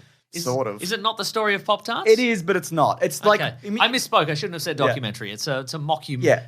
It's like, like the Weird Al movie? I guess Blackberry is a documentary of sorts. Yes, that's like an accurate... It's a product biopic. Thank you for saying that. But so this is a fake... Yeah. This is like Weird Al. You were saying Weird Al's... Yeah, but that movie was good. Okay, right. So this is a fake history of Pop-Tarts is what you're saying. Is that what it is? Okay, great. That's right. Because I guess the real history of Pop-Tarts would have been like somebody made them in a kitchen somewhere and someone went, that's a pretty good idea, let's mass produce it. Yep. And then they did. Yeah, exactly. You can get them in a shop. Get them if you want them. Yeah. I don't think I've ever had one. Yeah, not bad. Do you have the quote? Because I've got the quote from what Jerry Seinfeld's I do not have the been quote. up to this week. Let's give us the quote, James. Jerry Seinfeld's been doing the rounds this week, Mason. That's doing right. all sorts of social media. Mm-hmm. He's a canny lad, isn't he? And he's rich. And he's rich. Yeah. And you can do anything when you're rich. That's right. But not you can say anything because you get cancelled. Oh, that's true. I mean, yeah. You know. It said, he said, it used to be you'd go home at the end of the day. Most people would go, oh, Cheers is on. Oh, MASH is on. And I love MASH. You know that. Yeah. Oh, Mary Tyler Moore is on. I love Bangers and MASH. Yeah. All in the cartoon with the monkeys, yeah. All in the Family is on. You just expected there'd be some funny stuff you can watch on TV tonight. This is a result of, and there's not now apparently, this is the result of the extreme left and PC, political correct crap. And people worrying so much about offending other people. And people have obviously pointed out this week that Larry David, who co-created Seinfeld. Just finished Curb Your Enthusiasm, which went for more than 20 years. And is like, it's the, he's saying, he's actually doing comedy where it's like, this is pushing the boundaries of what people find acceptable and what you can talk about. You could point to like, It's Always Sunny in Philadelphia. You know what I mean? I think a lot of people have said that, well, I think when you give examples, because there's so many examples of great comedy is way better now. Also, because there's more of it. Also, but it's less laugh tracky. Yeah, it's more big joke dense, multi-camera. What do you call single camera sitcoms that are just sort of they've got a slightly more realistic bent to them, or what have you, or just shows that are very funny but are not necessarily like. Would you say Succession is that's a funny show, but right? It's not like but it's not a sitcom. That sort of thing. And I think people, if you say, okay, well, what about Curb Your Enthusiasm, or what about It's Always Sunny in Philadelphia, people will say, well, actually, because they started years ago, they don't count. Oh yeah, okay. But I think the difference between something you can't say anything anymore and blah blah blah and all that sort of stuff. The reason that Always Sunny and Curb have succeeded this long is because the characters do awful things and they continue on, is because they never prosper. You know what I mean? Like the Always Sunny characters, they have a scheme and they do funny, outlandish stuff, but at the end they're always just back in the bar eating garbage, and just failures and living in a bin or whatever. Yeah, and it's the same with Larry. He's rich, but nobody. He's miserable. He's miserable, and nobody likes him. And, absolutely. Whereas I think a lot of people want these characters to be really offensive and also succeed. And as a result of that, prosper and be cool, and everybody loves them. That's what they want. They want characters who can say awful things and be celebrated for that. Yeah, absolutely. I mean, and there's so many good comedies. I mean, there's Barry, Community. I know it's a little bit older now. Like The Good Place. Like I could, Mason. I wish I could. I wish we had the time. That 90s show, it's probably incredible, Mason. But so look, a man who's rich enough to say anything and make anything at this point. I watched the movie Unfrosted, which, like as you mentioned, it's the story of Pop-Tarts, right? Oh, here we go. This is a tweet from Brian Lynch. Okay. Who I believe is some sort of Hollywood guy, screenwriter. I know Brian Lynch.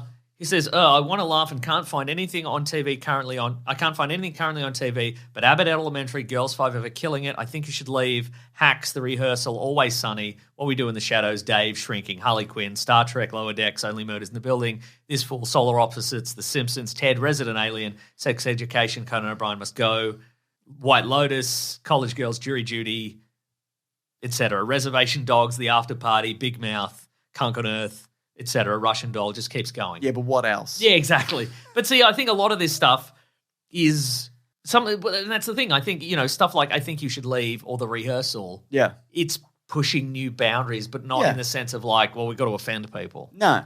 But just being weird. Because just making something that is offensive is also, I find, and probably not everybody feels this way, it's just boring. It's boring, yeah. It's boring, and it's not saying anything. Mm-hmm. And speaking of boring and not saying anything, Unfrosted, right? Uh-huh. And look, oh yes, we're talking about that. I'd love to have like a strong opinion because like it's not even dreadful. I wasn't even like this is fucking unwatchable because it's not. It's fine. Okay. Like it's just washes kind of over you. It's based on a joke which I looked up, which he talks about. A Seinfeld joke. Yeah, stand up from a few years, from like a decade back or so. Okay.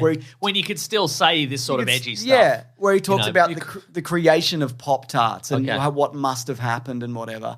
And the joke itself is like, it's, you know what? Okay. This show is like, this movie, sorry. It's like the Seinfeld stand-up bits from Seinfeld, but that's it. Right. So it's just like, oh, what if this is this though? And I can't even think of a good example. Okay, so there's moments where like they do the origin of Tony the Tiger's They're Great. Okay. Right? Because Hugh Grant plays Tony the Tiger and they're filming a commercial and they're like, why don't you improv something? He goes, they're great. And they go, that's perfect, that's in. And it's like, wow, that's the origin of They're Great. Okay. There's a moment where he gets handed a cup of like juice, like of orange drink. Who's this? Jerry Seinfeld. I love Jerry Seinfeld. Or whoever he's playing. And he drinks it and he goes, there's a tang to that. And they're like, that's a great name for a drink. It's like that. Oh, those are bad. Yeah, it's not even a joke. It's not a joke, no. So it's that, and there's like a revolving door of like amazing cameos. I know John Hamm is in it. John Hamm is in it, where he does Don Draper in it. Mm-hmm. He just does, and there's some like okay jokes in it. And it's clearly like, it is a love letter to Seinfeld's love of like 60s like kitsch products. There's like X-ray specs and silly putty and all that kind of stuff. So this is just references. This Yeah, is but just- there's a storyline because it's like a nuclear arms race between Kellogg's and fucking Post to make the first Pop-Tart. Oh, I love that. Right? Did it make you hungry for Pop-Tarts? No. And that's the other Interesting. thing. Like, what baffles me from this? I'm not even mad about it. It's confusing. You seem a little bit mad about it. No, it's genuinely confusing because like with the money that he has Yes. and like his creative, amazing brain, right? Yes. He could do anything. And with that, he's done like a really tame, fictionalized, basically like a commercial for a dog shit food substitute. That's wild, for right? nobody. Yeah. So like, why? You're not even saying anything. And if it was really funny, like Weird Al, the movie, right? Yes. Which I think these are similar. That doesn't have like overt messaging in any which way, but it's fucking wall to wall with That's jokes. true, yeah. And the cameos of this are just like pretty much a comedian walks on dressed as the fucking Kellogg's chicken or whatever, and then goes cockadoodle fucking whatever. I'm this comedian, and then they leave. Great. Like Bill Burr plays JFK, and he does like a pretty good JFK. Okay, right? great. The stuff like Ronnie Chang's in it. He's pretty funny because he's funny, right? Yeah, uh-huh. But it's like that. But like again, it's nothing. Kellogg's itself has a really bizarre backstory. Yeah. As like a Mormon anti-masturbatory like. I was going to cult, basically. that's right, uh-huh. But none of that is like touched on at all, probably. Touched on. Yeah. We don't want anything to be touched on. It's just like, and I wasn't even sure. I don't think this is like actually a commercial. I think it's like, I don't think Kellogg's like paid him to make this because like, Yeah, right. why would you? No. It's just confusing to be like, I don't understand comedy. Comedy's bad and not saying anything and I can't say anything. But like, you made this. Yeah. If you made something that was incredible, I think then at least you could go, well, I made this incredible thing. And it's also fascinating to me that he's never been known for doing anything edgy. That's exactly. Ever. Like if you say to somebody, what's a Seinfeld joke? They'll go, oh, what's They the deal do the with airplane the airplane peanuts food, thing. exactly. Yeah, that's right. Which he might not have even ever said. Right. Like, I don't know. I have But no that's the idea. vibe he gives. Yeah. Nobody's ever gone, I never see anybody share a stand-up routine of Seinfeld and it's like, wow, that really cut to the core, didn't it? No, never. No. So it's I don't know. It's just the whole thing is confusing. And I know I watched a bunch of interviews with him this week, and one of the things I saw him say in multiple interviews was, what I'm going to really enjoy doing is like I'm going to read the reviews and I'm going to look for the nastiest reviews and I'm going to love that and I'm going to read them and it's going to bring me great joy. And like, first of all, I don't believe you. Like, I don't think that people being like, this is boring and because it's reviewing terribly, which doesn't necessarily mean it. I think there are people who will probably like this because again, it's not even dreadful. Right. Right. It's a guy you know. Yeah, it's a guy you know. So Jerry Seinfeld said he wanted Unfrosted to be nothing like Barbie. yeah, there's that also. But also, it is kind of like Barbie. If Barbie didn't have Any jokes. yeah, again, it has seems like jokes. What you're describing seems quite silly and surreal. It is. And that's what Barbie was. Yeah, You know? it is. There is like, it is a surreal, because Barbie is also this kind of retro 1960s world. And Yeah. it's literally set in the 60s. So it's not dissimilar. But it's not like the anti-Barbie where you're like, oh man, this is really, it's like, I don't know. I don't know. I don't have a strong opinion on it. This other thing, than yeah. but yeah, if he, Would you say it destroyed woke culture, though? I mean, yeah. Yeah, that's what I figured. Single-handedly. Yeah, it feels like something that would easily do that. So Yeah. But I don't know. Can you imagine getting joy from reading a review and a review? It's like I'm looking for the worst reviews and people are like, this is nothing. Yeah. Does that bring you joy? I don't think it would. Because like a cutting review where someone's like, you've pushed it too far and I found this offensive and Yeah, what, right. maybe you do get a kick out of that from being like, I'm pushing boundaries. Yeah. But if you read a review that's like, yeah, who cares? That's like, right, yeah. What do you get out of that? I don't know. Does that make you happy? Yeah, because maybe That you made a nothing maybe thing it for does, 'cause nobody? you go, well, maybe it does because you're like, at a certain point, maybe you just go, well, I've still got $1 billion, don't I? Yeah, good. Yeah. But like, okay, great. But that's the thing. I think maybe that is what it is. Like, part of this is just kind of he can't push the boundaries anymore. Yeah. He's never been known for that, and he's this element of the world of comedy has passed him by to a certain point. Yeah. Like the stuff he does is just a tool now. Like some comedians do observational stuff, but a lot of comedians now do like deeply personal things and what have you. And there's like layers to the jokes. Yeah. But So maybe now he's like, because he can't push the envelope, maybe he's just like, I can do whatever I want and make whatever I want and say whatever I want, and now I'm rich. if you paid for this at Netflix, Yeah. I mean, is this what are you happy about this? Like, really? You know? Because again, it's not reviewing well. I don't know. Maybe it'll probably do numbers, or at least initially. But because he said here, this is the result of the extreme left and PC crap and people worrying so much about offending other people. When you write a script and it goes into 4 or 5 hands, committee groups, here's our thought about this joke. Well, that's the end of your comedy. So maybe this is exactly like, maybe he went to Netflix and he said, I want to make a thing and it's got to be exactly the way I want, and I will not have any changes made by producers or anything like that. And this is what this is. great. Yeah. Then you did it, man. Yeah. Well done, I Yeah. guess. Also, he did date a 17-year-old schoolgirl when he was 38. He did do that. That's the yes. thing that happened. That's actually, yeah. So, but And maybe in whatever state that was, it wasn't technically illegal. Yeah. But if you have to use the I phrase, know. well, that's not technically illegal. that's if come that's up. your- That's come up a lot this week, right? Uh-huh. And a lot of and I've seen like people defending it. I saw one that was like, "You're just jealous," and it's like, I'm sure if you were 38 and you really wanted to date a 17-year-old, you probably could, right? You could find somebody to do it.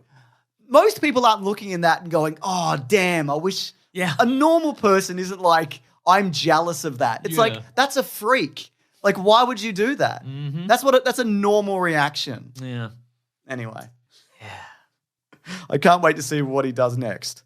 A boring thing for nobody. Maybe another boring thing. Maybe another season of the one where he shows you all the cars he has. Again, that's also, I find that like, it depends who's on it. Does If there's depend who's somebody on it, funny yeah. on it, then Yeah, it can yeah. sometimes, but even then it's like, I don't even, these two aren't even.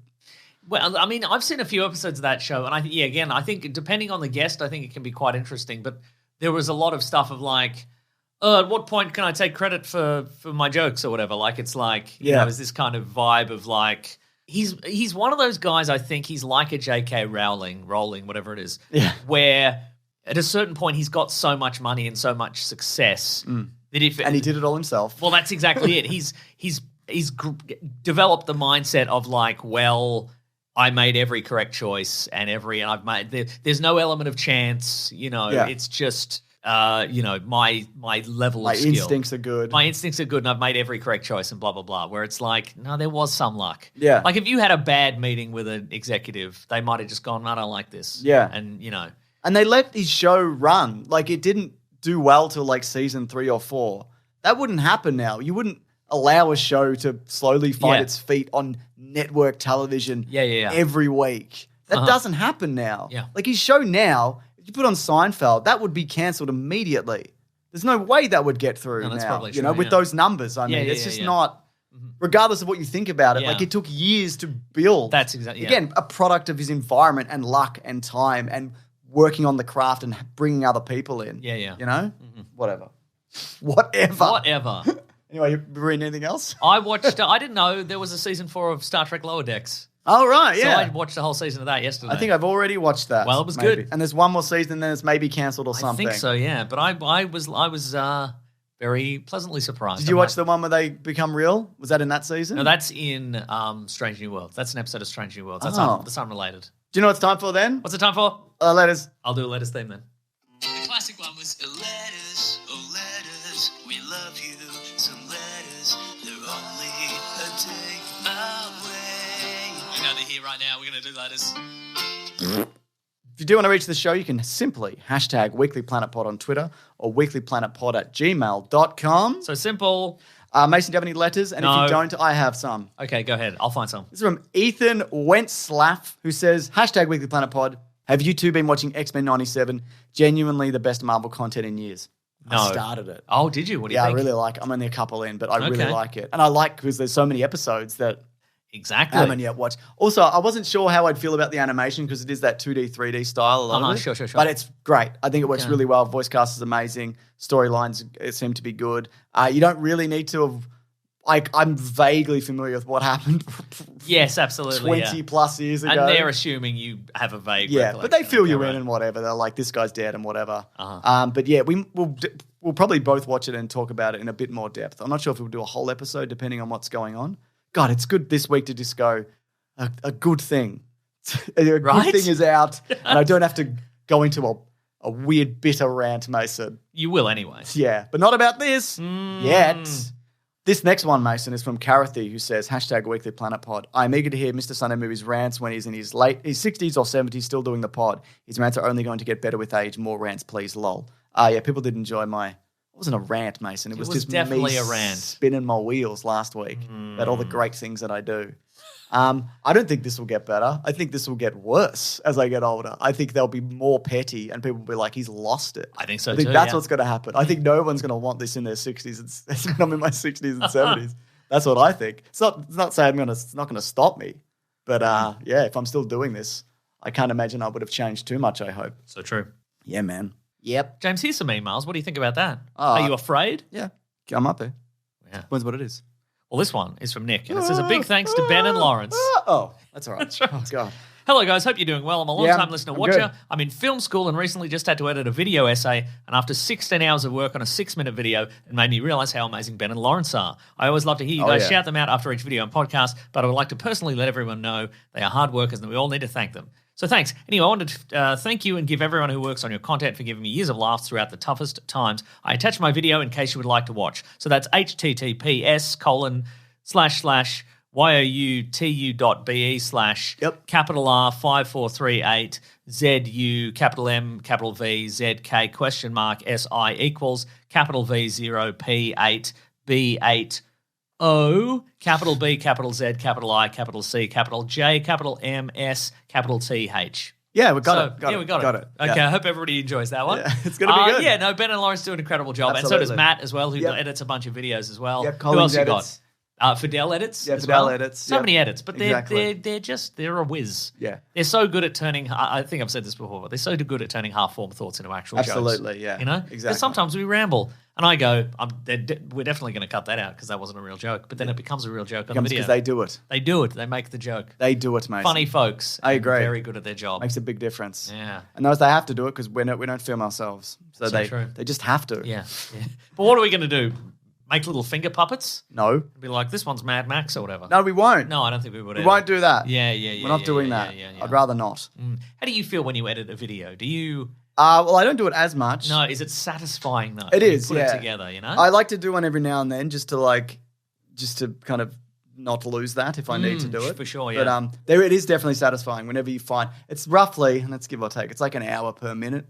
Roughly, but some are quicker than others and whatever. And then when you get to the intro at the end, you slap it on. You're like, oh my God. I mean, the outro, I should say. Any kind of pre-made outro Yeah, situation. incredible. Oh my Yeah, God, yeah. yes indeed. Yeah, and sometimes it takes you ages to just find and this happens a lot in Caravan of Garbage and other things, but just to find one particular image and then you have to make it. And then sometimes I'll spend a couple hours photoshopping a picture that's up for a second.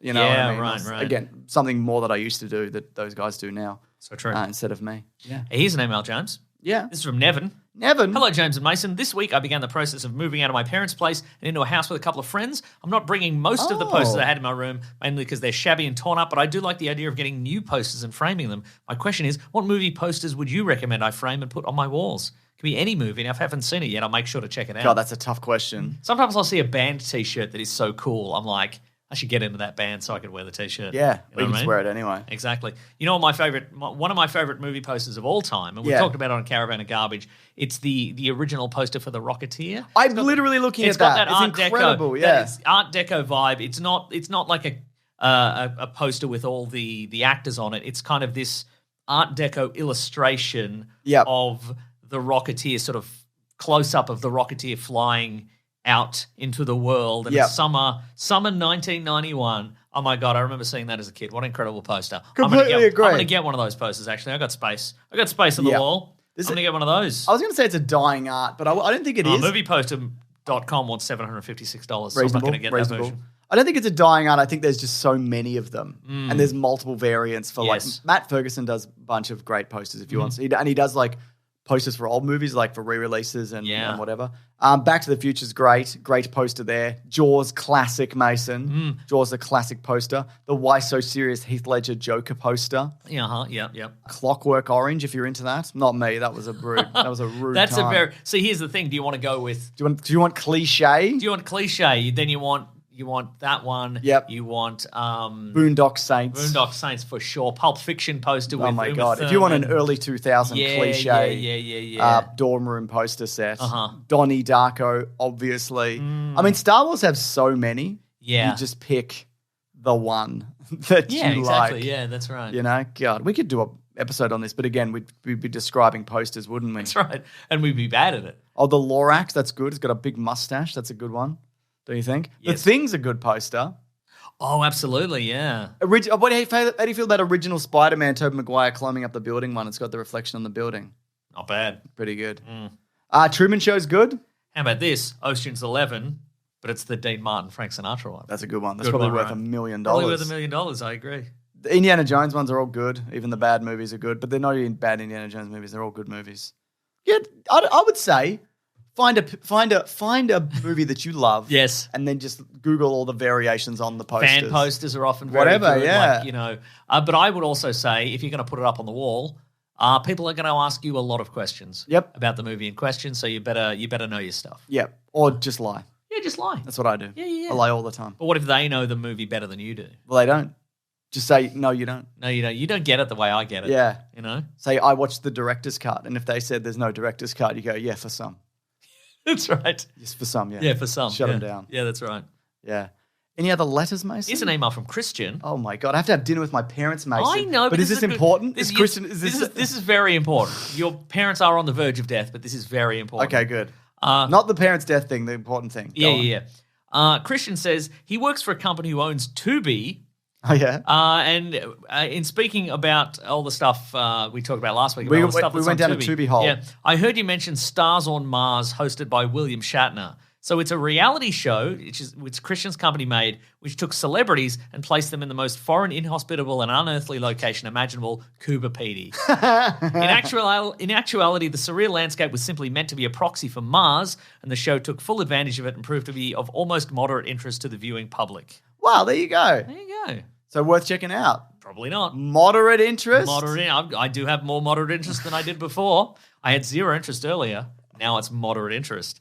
That's interesting to be like, yeah, this is basically Mars. Yeah, I know. Close enough, right? You could go to a target country down the road, but this is basically Mars. You know? That was important, and I'm glad you read it out, even though you didn't want to. That's true. Yeah. All right, should we leave it there? We should absolutely leave it there, folks. Thank you so much for listening. We absolutely It's a shame appreciate that it. we have to leave it there. It's a shame. Yeah. It's a shame. But James has got family commitments. I do. It's a shame. You got to eat soup with your dad or whatever. I do. That's great. It's a shame. That's right. We absolutely appreciate it. Thank you for subscribing. Thank you for telling your friends about the podcast, because that is how we get new listeners. Thank you for leaving a 5-star review on your podcast app of choice. Just do it in app, and James will find it and he'll read it. Doing it now. He'll read it out. These are both 5 stars. This one says, it's amazing that these mad lads are able to produce the show from the Bluey house, since they are the only handful of real Australians, the Hemsworth, these dudes, and those rascally animated hounds. It's also amazing that the working title for Bluey was originally... And then it just cuts off. It's from Riley K. Okay. This one's from Trumpet David, who says, remarkable. Regular size James, Sunday Movies, and Maso are 2 Aussies with great banter, have been listening for 9 years now. Whoa. And it's amazing how Maso always knows what the story was, and James can always keep the podcast quality so high in his man cave. Trumpet David. Trumpet David's. I'm glad he read that out. I'm glad he typed that out and not read it out, because it would have been like... folks, if you want to get into contact with us, you can go to weeklyplanetpod@gmail.com. You can go to the Planet Broadcasting Great Mates Facebook group, or the Weekly Planet Podcast subreddit, and Discord for fun civil chats about podcasts and pop culture. Thank you to Fidel and Maisie and Sarabi for moderating those forums and doing all sorts of other stuff, Such including incredible work. TikToks and Clips channels and all sorts of things. How do they do it? I don't know, probably magic. Yeah, it's probably magic. But they're practice also, and Practice and knowing magic knowing and stuff. hard work Knowing and- stuff. If you want to follow some people on the internet, follow our friend Rob Collins. He's at Raw Collins on Twitter. He's at The Weekly Planet on Twitter. He'll keep you updated on all things The Weekly Planet, including some secret stuff we're working on. Well, you're working on. Yeah, no one's working on anything. Nobody's really working on anything. Just remember that. Settle down. Just settle down, all right? For God's sakes. You can follow me on Twitter at Wikipedia Brown and on Instagram. I'm Nick Maso. James is Mr. Sunday Movies everywhere. If you want to support the show, you chuck in a buck at patreon.com/Mr. Sunday Movies. Follow my workouts on Instagram. I'm doing that now. Are you for real? Nah. You could, though. I'm not, though. Okay, then. Also, you'd have to film in the gym as well. Exactly. People hate that. Which I do, but it's for personal and private use. Interesting. Yeah. It's my form. Just videos of you not wiping down the seat. My gym doesn't have mirrors. So how am I going to know how good I look? That's right. How else would I know? James, do you go to a gym for vampires? Yeah, I go to a vampire gym. That's interesting. Why would they need to work out if they're vampires? I don't know. It's just under a blood rave. We're having a great time. Oh, that sounds really cool. James is Mr. Sunday Movies everywhere. I said that. You can go to bigsandwich.co, sign up for $9 per month, bonus podcast, movie commentaries, early videos, all sorts of stuff. Thank you to the Brood and the Basilisk and Rackham for all the musical themes. Buy some t-shirts at tpublic.com. Next week we're going to do Planet of the Apes. Planet of the Apes. New Planet of the Apes. Very excited for that. Me I hope too. it's great. Me too. It's got good words. I hope those astronauts come back. Me too, they won't. And they've got Pop-Tarts. Never eaten one. And never will. Yeah. Thanks, everyone. I think they're good. I bet they're not. I think they are. Okay. Yeah. Well, I'll never know. Wow, this is some real diva behavior from you. Just try one. No. Just try one of these that I've been keeping in my pocket for a week. I got a half a Pop-Tart here for you. It's warm. It's warm. Yeah. Okay. Well, then if it's warm. Yeah.